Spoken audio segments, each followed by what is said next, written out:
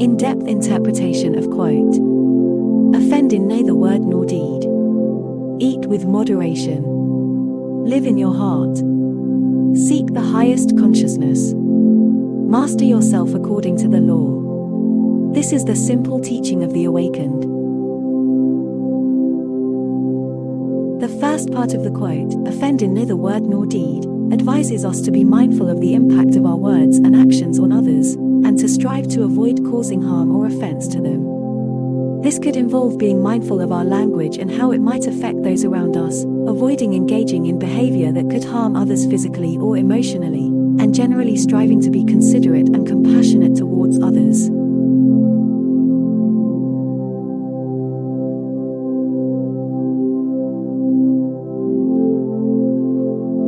The next part of the quote, eat with moderation, advises us to be mindful of how we nourish our bodies, and to practice moderation in our consumption habits. This could involve being mindful of the types and quantities of food we eat, and avoiding overindulging or consuming unhealthy or harmful substances. This advice may be motivated by a desire to maintain physical health and well-being, but it could also be seen as reflecting a more general principle of moderation and self-control. The third part of the quote, live in your heart, advises us to be guided by our innermost values and feelings, rather than by external pressures or influences. This could involve following our heart and acting on our deepest desires and passions, rather than conforming to societal expectations or external pressures. It could also involve being guided by feelings of love, compassion, and empathy towards others, rather than by selfish or self-serving motivations.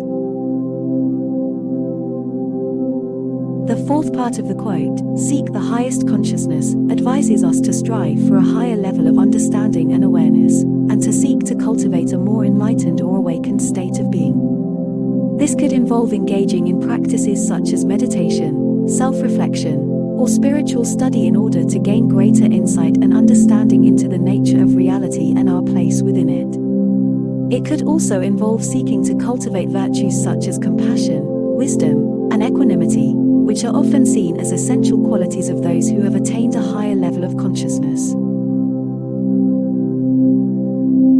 The final part of the quote, master yourself according to the law, advises us to exercise self-control and discipline, and to align our actions with a moral or spiritual code.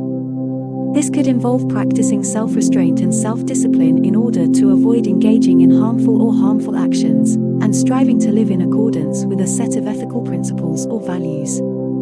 It could also involve seeking to cultivate virtues such as honesty, integrity, and humility, which are often seen as essential to leading a virtuous and meaningful life. Overall, this quote offers a simple yet powerful set of guidelines for living a mindful, virtuous, and awakened life. It advises us to be mindful of the impact of our words and actions on others, to practice moderation and self-control in our habits, to follow our hearts and seek to cultivate a higher level of consciousness, and to align our actions with a moral or spiritual code. By following these principles, we can seek to live in a way that is in alignment with our deepest values and aspirations, and that brings benefit and happiness to ourselves and those around us.